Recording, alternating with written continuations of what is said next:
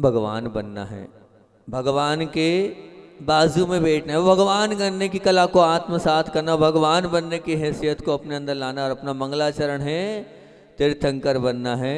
तो ज्ञान को रखने वाले गुरुओं की करो भक्ति। तीर्थंकर बनना है तो ज्ञान को लेने वाले गुरुओं की करो भक्ति। तीर्थंकर बनना है तो ज्ञान को दिलाने वाले गुरुओं की करो भक्ति। तीर्थंकर बनना है तो ज्ञान को बांटने वाले गुरुओं की करो भक्ति। तीर्थंकर बनना है तो ज्ञान को लिखने वाले गुरुओं की करो भक्ति। तीर्थंकर बनना है तो ज्ञान को मतने वाले गुरुओं की करो भक्ति। और तीर्थंकर बनना है तो ज्ञान को रटने वाले गुरुओं की करो भक्ति। तीर्थंकर बनना है तो ज्ञान को की करो भक्ति। अब कल अपन ने बांटने वाले गुरुओं की बात कल अपन ने करी थी और आप लोगों ने बहुत अच्छे से वो सुनी थी।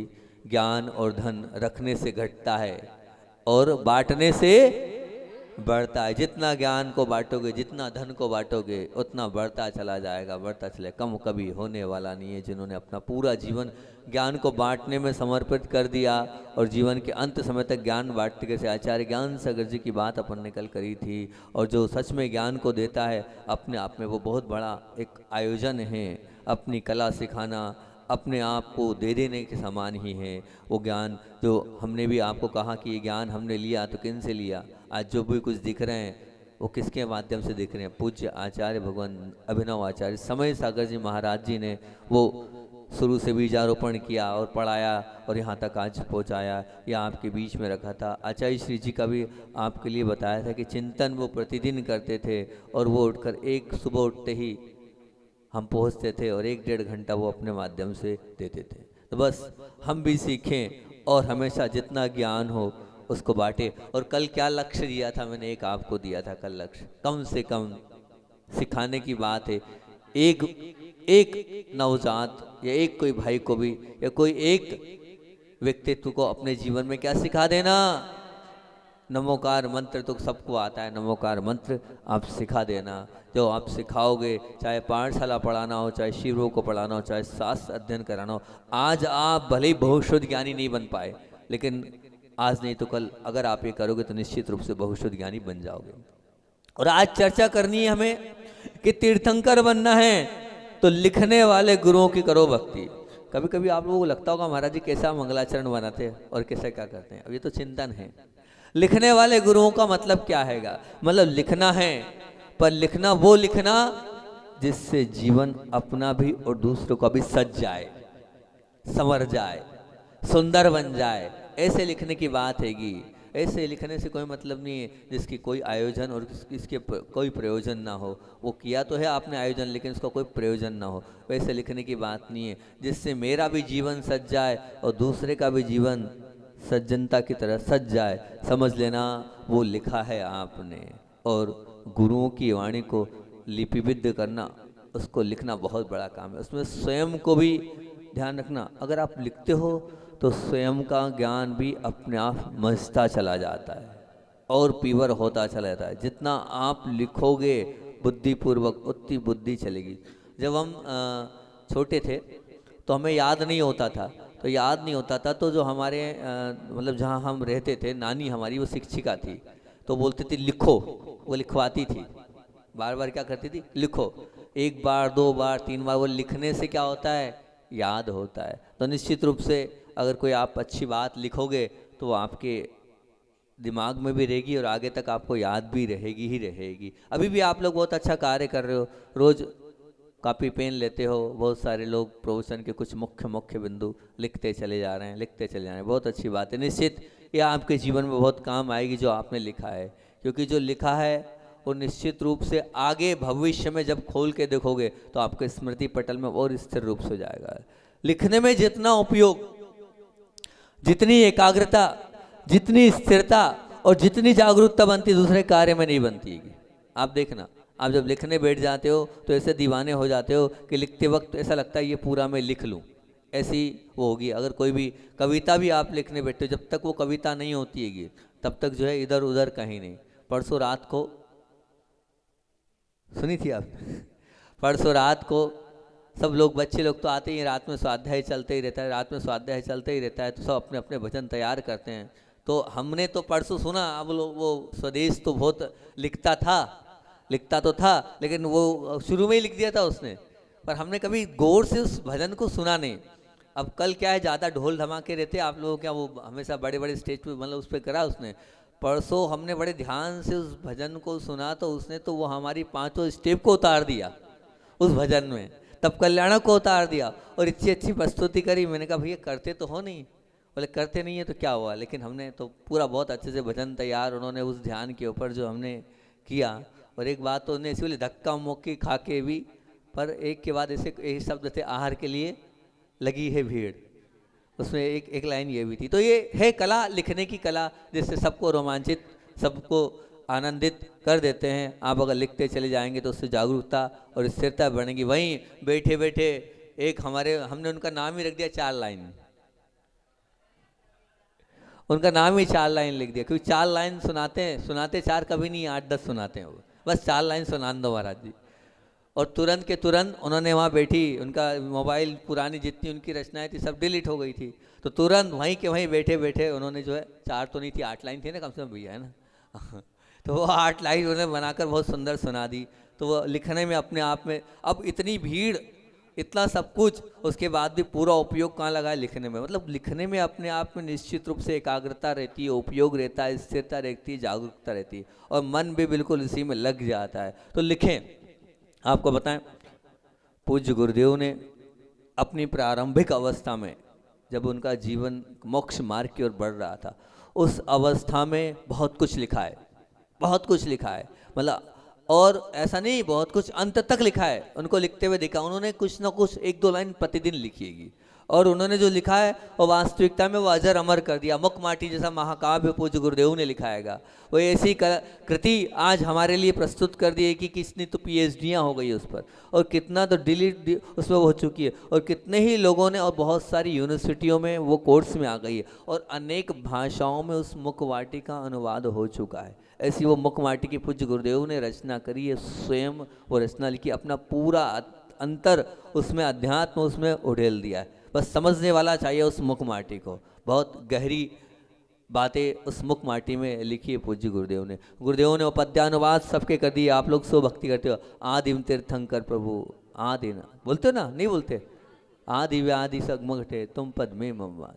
तो वो स्वयंभू स्त्रोत की वो हिंदी वाली स्तुति, चाहे आप वो रात्रि में पढ़ते हो, नरक पतन से योगी भक्ति पढ़ते हो ना, तो एक भाव विभोर पूज्य गुरुदेव ने वो सब लिखकर ऐसा कर दिया है। और मैं सबसे बड़ा तो मानता हूँ जो पूज्य गुरुदेव आखिरी समय तक लिखते रहे, अंतिम समय तक पूज्य गुरुदेव ने अपनी कलम चलाते रहे, वो अंतिम समय तक वो है उनके हाइको। पूज्य गुरुदेव के हाइको जो उस छोटे से उस एक लाइन में पूरा रस भर देते हैं। तेरी 2 आंखें सतर्क हो जा, ये कुछ हाइको ऐसे हैं कि पूरा मूलाचार बता देते हैं। मैं 2-3 हाइको तो बहुत बोलता हूँ, जुड़ो ना जोड़ो, जोड़ा छोड़ो, जोड़ो तो सब कुछ आ गया, ये समय सार बोल दिया इसमें पूज्य गुरुदेव ने, इतनी बात यहाँ बोल दी। और अगर रत्नकरण शावाकाचार को और अगर जीव दया को देखना है तो क्या बोलते हैं, पर की करुणा, पर की पीड़ा अपनी करुणा की परीक्षा लेती। ये ऐसी ऐसी लाइनें पूज्य गुरुदेव की है कि इसमें चिंतन किया जाए, मंथन किया जाए तो एक एक रचना लिखी जा सकती। एक लाइन की टीका इतनी बड़ी हो सकती है कि ये पूज्य गुरुदेव ने अपने खुद के माध्यम से लिखा। मैं आपसे पूछता हूँ, आपने अपने जीवन में क्या लिखा? कुछ लिखो, और कुछ ऐसा लिखो जो आप भी सज जाओ और दूसरा भी सज जाए। वो लिखोगे तो एकाग्रता आपकी निश्चित रूप से बढ़ती चली जाएगी। उस लिखने के माध्यम से आपने अपना तो कल्याण किया, लेकिन सबका कल्याण होता चला जाएगा। जीवन में कुछ न कुछ लिखना चाहिए। आचार्य ज्ञान सागर जी महाराज जी की तो ये जो पूरा अपना चल रहा है, सब में ज्ञान सागर जी घटते हैं। मैं क्या करूं? अब बोले महाराज जी ज्ञान सागर जी गुरु नाम गुरु के लिए आप रोज बोलते हो, है गुण तो बोलना तो पड़ेगा ना, क्या करे, इतने सारे गुण थे उनके अंदर, इसलिए बोलना पड़ेगा। आचार्य ज्ञान सागर जी महाराज जी ने लिख दिया, आज जैन इतिहास का वो स्वर्णिम कार्य कर दिया कि अच्छे अच्छे विद्वान उनकी उन कृतियों को देख कर कहते हैं कि क्या कृति लिखी है पूज्य गुरुदेव ने। उनकी लेखनी युगों युगों तक उनको याद रखेगी। कालिदास के इतिहास को फीका कर दिया पूज्य ज्ञान सागर जी महाराज जी ने। ऐसी क्लिष्ट क्लिष्ट रचनाएं संस्कृत जैसे उस उसमें क्लिष्ट भाषा में भी उन्होंने बहुत अच्छे से करी है कि जिनका अर्थ निकाल पाना बहुत कठिन था। पन्नालाल जी के शब्द थे जिन्होंने अनेक ग्रंथों का हिंदी अनुवाद किया है। उन्होंने ये कहा था कि इसकी हिंदी करने के लिए मुझे डिक्शनरी का जो है सहयोग लेना पड़ा और विश्वलोचन कोश के माध्यम से गुरुदेव ने ऐसे ऐसे जो है नाम माला के अर्थ के शब्दों को संग्रहित करके इसमें रखा है। तो मानना पड़ेगी उनकी कला अनूठी कला थी उनके पास, वो शिवोत्सव अलग प्रकार का था। ऐसा उन्होंने लिख कर अपने उपयोग को। एक बार आचार्य श्री जी से पूछा, आचार्य श्री जी, तो आचार्य श्री जी ये बोलते हैं कि देखो ऐसा है, मुझे सबसे बचना होता है ना। बोले हाँ ठीक है। बोले सबसे बचना होता है तो मैं क्या करता हूँ, बस कुछ नहीं, आंखें बंद करी, चिंतन किया और अपने नीचे देखकर लिखना चालू कर दिया। अब सब लोग समझते हैं आचार्य श्री जी बिजी हैं, बस बात खत्म। तो अपने आप जो है दूर से ही लोग जो है अपना बहुत ज़रूरी वाला मैटर होगा तो अपने आप खड़े रहेंगे, घंटे आधे घंटे खड़े रहेंगे, लगेगा हाँ ये बहुत ज़्यादा ही प्यासा है तो फिर दे देते हैं। बोले शुरुआत में तो हम देखते भी नहीं थे, शुरुआत में तो हम घंटों घंटों खड़े रहते थे तब भी देखते नहीं थे। बेनाड़ा जी ने अपने जीवन का समर्पण में हमने सुना। आप गुरुदेव से कैसे जुड़े, तो बोले गुरुदेव ने वास्तविकता में ऐसे जोड़ लिया। कैसे जोड़ लिया, बोले मेरा नाम सुनते ही सब लोग बोले आइए बेनाड़ा जी आइए आइए आइए। अब वहाँ सब बोल रहे बेनाड़ा जी आए, बेनाड़ा जी आए, उसके बावजूद भी आचार्य से देख रहे, अपनी मुख माटी उस समय लिख रहे थे। मैं वहाँ 2 घंटे बैठे रहा, उसके बाद भी आचार्य जी ने एक बार निगाह उठा के नहीं देखा कि कौन है, क्या है, कैसा है। बस बोले वो चीज़ भाग गई।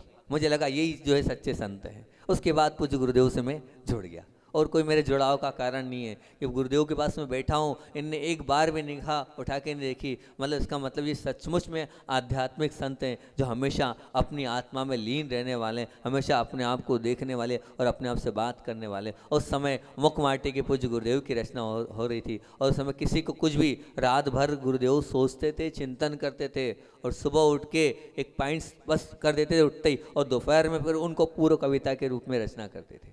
ऐसा वो लिखते थे। और आपको बताएं लिखने के क्षेत्र में अभी हमारे संघ के जो पूज्य ब्रह्म सागर जी महाराज जी, उन्होंने भी बहुत कुछ लिखा है। बहुत सारी ऐसी रचनाएं प्रस्तुत कर दिएगी जो जैन धर्म के इतिहास को बहुत आगे बढ़ाएगी। पूज्य गुरुदेव की जीवनी भी उन्होंने संस्कृत में लिखी और अनेक अनेक रचनाएं संस्कृत में और करिए प्राकृत में भी उन्होंने बहुत अच्छा कार्य किया हैगा। और भी अनेक ग्रंथों का उन्होंने हिंदी अनुवाद 6 डाला स्वयं की उन्होंने लिखी है। रत्न सवा कतार स्वयं का उन्होंने लिखा हैगा। इस प्रकार की उन्होंने बहुत अच्छी करी है। तो ये कार्य आगे तो निश्चित रूप से काम आने वाले हैं। आप भी इन कार्यों से जुड़ें और इन कार्यों में अब हम नहीं लिख सकते तो क्या हुआ, आप नहीं लिख सकते हो तो जो लिखा है उसको पढ़ लो और नहीं तो कम से कम छपवा दो। कम से कम वो भी बहुत अच्छी बात है कि वो सही हाथों में पहुंच जाए, और नहीं हो तो बांट दो। बांटोगे तो मनोज जी बेटे हैं, मनोज जी के एक मित्र हैं जो कहाँ के हैं, नासिक के। आपके जीवन विभाग क्या नाम है उनका, नहीं सिंगतकर, नाम क्या है उनका, योगेश जी सिंगतकर, आपके परम मित्र हैं। हम तो वहाँ गए तो उन्होंने इनका नमोस्तु बोला, मैंने कहा, बोले मनोज जी का नमोस्तु। मैंने कहा जी मैं योगेश हूँ, यहीं रहता हूँ, आप सुनना सीखना उनसे, योगेश जी से। वास्तविकता में गजब का व्यक्तित्व है वो। उनका जो घर है उस घर में शास्त्र पूरे जमे हुए हैं और उनकी एक ही है, वो मोबाइल पर पूरे सब जगह करते हैं, आपको कौन सा शास्त्र चाहिए वो शास्त्र आप बोलो आपके घर पहुंचेगा। उन्होंने सैकड़ों पद्म पुराण, सैकड़ों सैनिक साहित्य, कितने सारे ग्रंथ बांट दिए अभी तक, शायद 4 या 5 हजार ग्रंथ अभी तक वो दे चुके हैं। आपके यहाँ कोरियर करेंगे, बस आपको पढ़ना है और कुछ नहीं है। और साधु महाराज, संत महाराज, आरिका, ये संघों में तो अलग, ये सामान्य श्रावकों की इतने ग्रंथ उन्होंने दे रखे हैं। उनके घर में बहुत सारे ग्रंथ रखते हैं, आप तो उस मैसेज करो तुरंत आपके घर में वो सब कुछ आपके घर में पहुँच जाएगा। ये है कि बोले आचार्यों ने जो बात लिखी है वो कम से कम सबके पढ़ने में आने चाहिए। ऐसे वे योगेश भाई आप भी करो।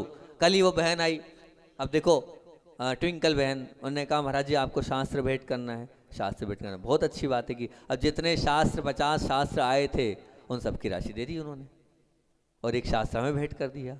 जिन सरस्वती का दूसरा पाठ आया था, ये आगे रह के अंदर से रुचि होना चाहिए हमारे अंदर कि हम शास्त्र भेंट करें, उससे हमारा ज्ञान का क्षोभसम भी बढ़ेगा, हमारी विशुद्धि भी अपने आप निश्चित रूप से बढ़ती चली जाएगी। जो लिखा है उनको बांटें और जो लिखा है उसको क्या सब जगह बताएं तो बहुत अच्छी बात है। कि लिखकर हमें, अगर मान लीजिए हम तो ये मानते हैं कि लिखकर हमें नहीं मिला होता तो क्या हमारा कल्याण होता क्या? वो तो पूर्व आचार्य की कृपा है, उन्होंने लिख दिया है, नहीं तो बिल्कुल नहीं। आज जो भी कुछ हम हैं, वो जो भी आज धर्म दिख रहा है तो पुराना लिखा हुआ था, उसी धर्म को आज हम पढ़कर आगे बढ़ते चले जा रहे हैं। तो लिखने का भी अपने आप में अलग ही महत्व है। लिखना आरंभ है, मैं मानता हूं, लिखना एक प्रकार से आरंभ है, लेकिन निरारंभी बनने के लिए प्रारंभिक अवस्था में वो आरंभ भी प्रमुखता से करना चाहिए। लिखना आरंभ है, क्यों? पेन चलाओ, लिखो, कॉपी लाओ, डायरी लाओ, रखो, ये सब आरंभ का काम है, मैं मानता हूं। लेकिन निरारंभी बनने के लिए मतलब क्या? आरंभ को छोड़ने के लिए, उस ऊंची अवस्था तक पहुंचने के लिए आपको वो आरंभ शुरुआत दशा में तो करना ही चाहिए। निरारंभी तभी बन पाओगे इस प्रारंभिक अवस्था में, आप उस आरंभ से जुड़ जाओगे तो कोई बाधा नहीं है। इसलिए आप जुड़ते चले जाओ और कुछ ना कुछ लिखते चले जाओ। जो लिखा है उसको पढ़ लो, और नहीं जो लिखा है उसको आप सब जगह बांटते चले जाओगे, तो निश्चित रूप से वो जो लिखा है वो हमारे अंदर आ जाएगा। तो लिखने वाले गुरुओं की करो भक्ति, भगवान बनने की उस कला में अपन चल रहे हैं। और बहुशुद्ध ज्ञानी की बात चल रही है। जो लोग बहुशुद्ध ज्ञानी होते हैं उनको नमन करने से, उनकी भक्ति करने से, उनकी आराधना करने से हम कहाँ पहुँचेंगे? तो बोले भगवान बन जाएंगे। तो हम तो यही बोलते हैं, हम बहुशुद्ध ज्ञानी आज नहीं है, कल बनेंगे। जब बनेंगे, लेकिन जो बन चुके हैं उनको तो नमन करना ही करना है। जो उस लाइन में हैं उनको भी हम नमन, वंदन, अभिनंदन करते चलेंगे तो उस तौर हम पहुँचते चले जाएंगे। तो हम यही बोल रहे हैं आपसे, इस लिखने वाले बिंदु पर आप कुछ ना कुछ लिखना, और कुछ अच्छा लिखना जो सबके काम आए, जो सबका जीवन अच्छा बनाए, वो लिखते चले जाना। और दूसरी बात, अगला बिंदु हमारा है कि तीर्थंकर बनना है तो मथने वाले गुरुओं की करो भक्ति। तीर्थंकर बनना है तो मथने वाले गुरुओं की करो भक्ति। मथने वाले से तात्पर्य आप समझना क्या बोलना चाह रहा हूँ, क्या आपको बताना चाह रहा हूँ, किस प्रकार की आपको बात बोलना चाह रहा हूँ। हालांकि एक बात इसमें छूट गई, वो आपको मैं बता देता हूँ। बहुत अच्छी बात आपके बीच में रख रहा हूँ, मेरे जीवन से जुड़ी बात आपको बता रहा हूँ, अंदर की बात अब याद आ गई तो बता देता हूँ। जब मैं संघ में था तो ये गुरुदेव की आज्ञा के बिना एक लाइन पढ़ता नहीं था। गुरुदेव की आज्ञा के बिना एक भी लाइन क्या था, पढ़ता नहीं था। मतलब गुरुदेव से कुछ पूछना है, मतलब एक पेपर की लाइन भी मैंने मेरे प्रारंभिक जीवन में नहीं पढ़ी। गुरुदेव से पूछता था, अच्छा से ये आर्टिकल पढ़ना है, वो कहते थे हाँ ठीक है पढ़ लो, तो पढ़ता था मैं। अब आचार्य श्री जी की आज्ञा से ही मैंने संस्कृत लिखना प्रारंभ किया, संस्कृत के ग्रंथों की रचना प्रारंभ करी, और नियम ये लिया कि कोई भी ग्रंथ लिखूंगा तो उसको छपाऊंगा नहीं, और कायस्तर किया। और आचार्य श्री की आज्ञा से स्वयंभू की टीका, जो बहुत अच्छा ग्रंथ है, उसकी टीका लिखना प्रारंभ करी। बहुत अच्छी चीज़ आपके बीच में रख रहा हूँ, याद आ गई है तो। स्वयंभू की टीका पूज्य गुरुदेव की आज्ञा से हमने लिखना प्रारंभ करी, और पूरी सांगोपांग 24 भगवान की टीका लिख दी स्वयंभू की। उसके बाद आचार्य श्री की आज्ञा से स्तोपदेश की टीका दीक्षा स्टाइल में लिखी, स्तोपदेश की पूरी संस्कृत में टीका लिख दी। और इतना अच्छा होता था, मुझसे जो नहीं बनता था पूज्य गुरुदेव से पूछता था, गुरुदेव उसको बताते थे, इसका ऐसा कर लो, इसका ऐसा कर लो। और बाद में भी मान लो कुछ 2 दिन बाद उनको याद आता था, सुनो उसको ऐसा सुधार कर ऐसा कर लो, तो बड़ा अच्छा रहता था। अब तीसरा और आपको बताएं कि तीसरे नंबर पर जो है हमने तत्वार्थ सूत्र की टीका लिखना प्रारंभ करी। और उसी बीच याद आ गया तो बता देता हूँ कि मेरी नासमझी और मेरी गलती कितनी बड़ी थी। उसी बीच हुआ ये, प्रणम्य सागर जी की कुछ पुस्तकें आई, और वो पुस्तकें मैंने जो है आचार्य श्री जी को बताई जब वो डोंगरगढ़ में थे। अच्छा सी क्या लिखा है, क्या अच्छी प्रस्तुति करी, बहुत बढ़िया है, इस प्रकार से मैंने बताया। तो बताने के बाद आचार्य श्री उसको देखते रहे और मुझे देखते रहे। तो मैंने कहा आचार्य श्री इतनी गंभीरता से मुझे क्यों देख रहे हैं। वो पुस्तकें रख ली आचार्य श्री जी ने, देखी, और फिर मैं तो उठ के चल दिया। 15 मिनट बाद मुझे बुलाया, बोले बुलाओ दुर्लभ सागर को। तो मैंने कहा आचार्य श्री क्यों बुला रहे हैं अभी एकदम। मैं पहुंचने के बाद आचार्य श्री ने एक शब्द सीधे पूछा। वो शब्द ये पूछा, बोले क्यों दुर्लभ, वो कहाँ है, तुमने स्वयंभू की टीका लिखी थी और वो जो है अभी तत्वार्थ सूत्र लिख रहे हो तुम, वो कहाँ है, स्वयंभू की टीका कहाँ है। तो अब हुआ ये था, आपको बताएं कि स्वयंभू की टीका हमने लिखी तो थी, लेकिन आनंद सागर जी महाराज जी थे, यहाँ आए थे ना, आनंद सागर जी महाराज जी, उनका मैसेज आया, बोले आपकी जो है, आपने सुना स्वयंभू पर टीका लिखिएगी, वो टीका चाहिए। अब वो टीका चाहिए ऐसा उन्होंने बोला, तो हमने कहा ठीक है हम भिजवा रहे हैं। तो बोले ओरिजिनल कॉपी नहीं चाहिए, तो बोले आप जो है फ़ोटो कापी करके भिजवा दो। हमने कहा ठीक है। हमने फ़ोटो कापी के लिए वो डायरी दे दी डोंगरगढ़ में। और उसी दिन एक मीटिंग लग गई संघ में। क्या हुआ, किन्हीं नाम नहीं बताएंगे, किन्हीं महाराज जी के खूब सारी फ़ोटो कापीज़ हुई होंगी, और वहाँ पता चला आचार्य श्री को, बोले इतनी सारे पैसे लगते हैं, इतनी सारी फ़ोटो कापी क्या है। और जो है वहाँ पर उस फ़ोटो कापी के लिए निषेध हो गया संघ में कि नहीं ऐसा नहीं होना चाहिए, कोई तरीका है क्या, बिल्कुल फ़ोटो कापी में। मैं घबरा गया।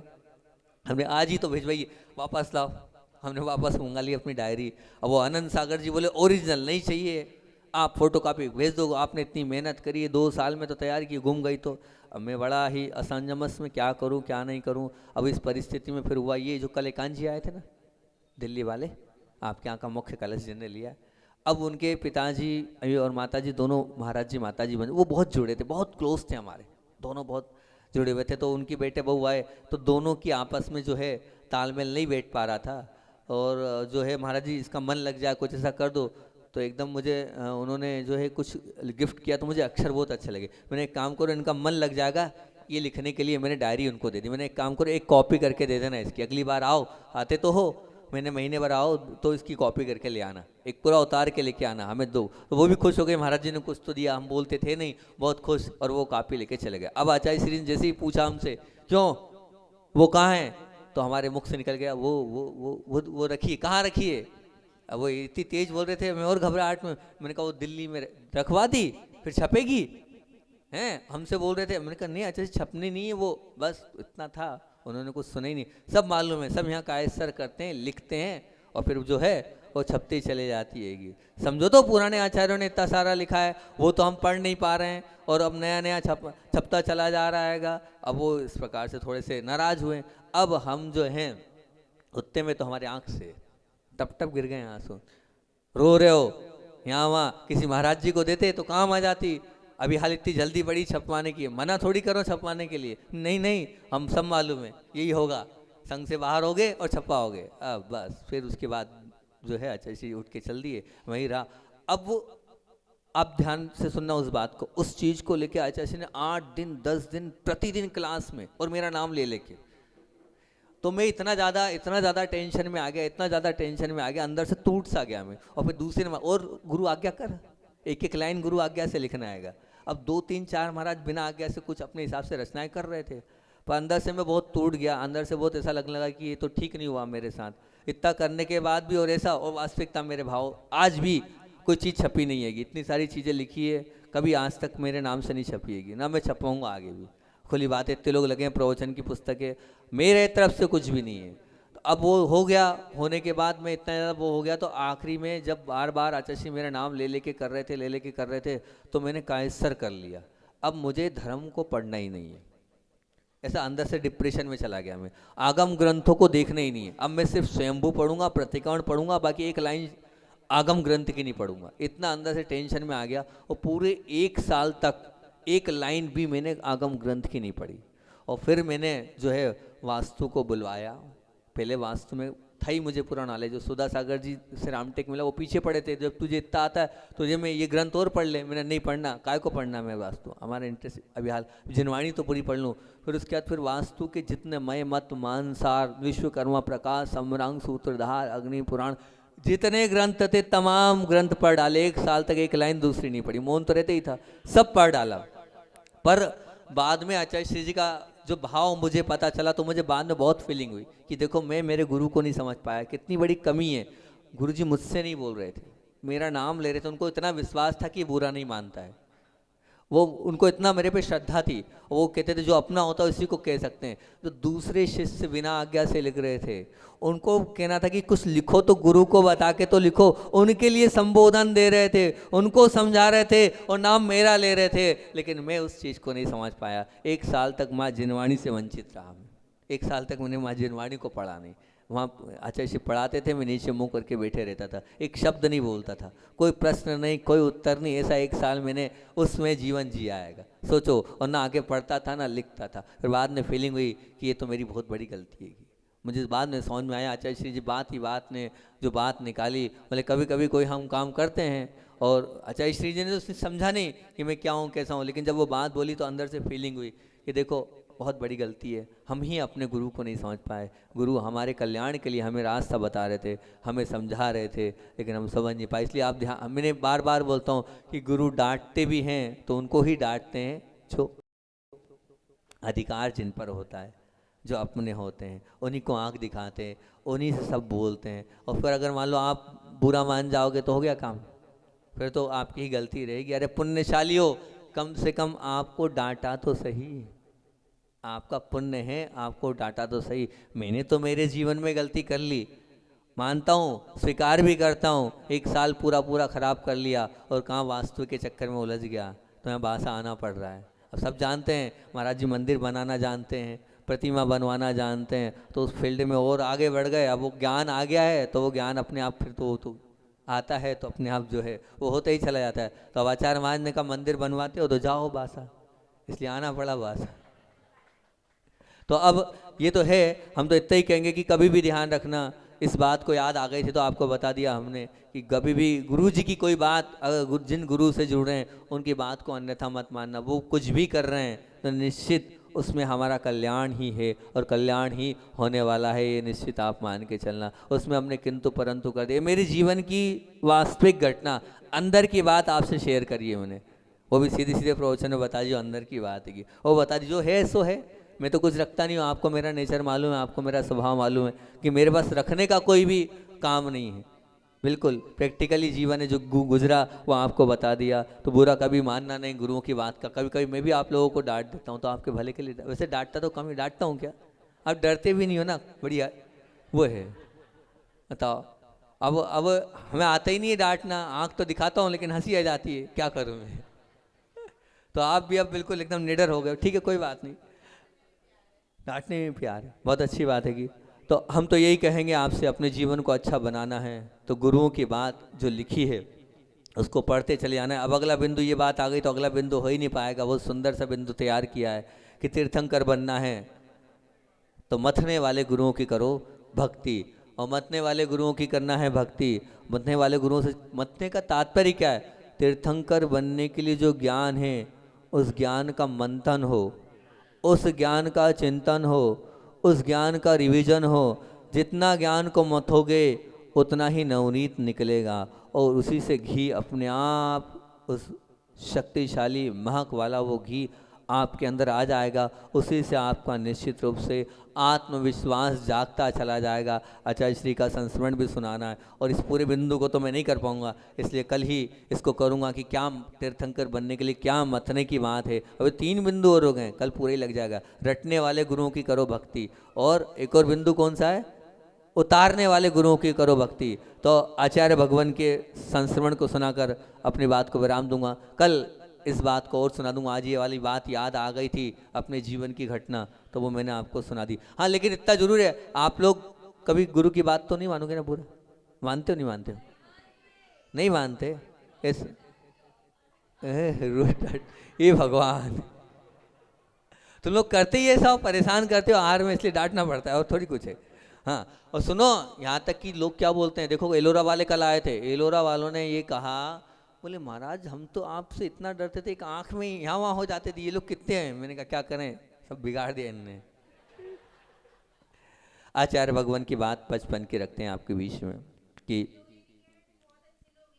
हो आचार्य भगवान बचपन से भी सचमुच में देव शास्त्र गुरु के प्रति कैसा श्रद्धान और कैसी आस्था पूज्य गुरुदेव में थी कि उन्हें पता भर चलता था तो वो बिना वाहन के अकेले भी पैदल चले जाते थे। और यहाँ तक कि जेठ की वो गर्मी होती थी, उस गर्मी में भी वो पैदल, आज कहीं पता चलता था कुछ है तो अपने आप चले जाते थे। एक बार की बात है कि उन्हें पता चला कि बाजू के गांव में एक महाराज जी की समाधि चल रही है और वो समाधि हो चुकी है, तो समाधि के लिए वो पैदल पद विहार करते हुए, लगभग 5-7 किलोमीटर का वो विहार था, खुद पैदल चल के गए। उसका बेड की हाल गांव का, बाजू वाले गांव का नाम था, वहाँ पर गए और देखा वहाँ मुनिराज की वो समाधि है। उस समाधि में वो वहाँ पर शामिल हुए और दाह संस्कार जब अंतिम चल रहा था तो वहाँ की दक्षिण की कहना चाहिए कि प्रथा है कि जिनकी समाधि होती है उनकी जो पीछी है उन पीछी को जलाया जाता है, उसको उसी में समाप्त किया जाता है, ऐसी वहाँ की प्रथा हैगी। और फिर वो पीछी के जो पंख थे तो लड़ भिड़ कर जैसे हो उस पंखों के लिए, उन पंखों को बड़ी श्रद्धा और आस्था से लेके आए और उन पंखों को अपनी पुस्तक में रखा, जिससे जो है ऐसा मैं भी बन जाऊं। और जैसे ऐसा कहते हैं कि उन पंखों को रखने से क्या होता है, बोले बुद्धि बहुत बढ़ जाती है। तो बड़ी श्रद्धा और आस्था के साथ इस प्रकार से जहाँ रुचि होती है वहाँ अपने आप जाना हो ही जाता है, पहुंचना हो ही जाता है, अपने आप पहुंच ही जाते हैं, किस प्रकार से जाते हैं। और आपको अगला और सुनाऊंगा कि आचार्य महाराज किस प्रकार से बचपन में और दूसरी जगह गए, उसकी बात हम कल करेंगे। इतना ही रखते हैं। बोलिए आचार्य वन विद्यासागर जी महामुनि राज की जय। बोधि समाधि परिणाम शुद्धि शांतमोपलब्धि शिव शौक्य सिद्धि चिंता बड़ी चिंतित वसदान तम वंदमानश्य ममास्तु देवी।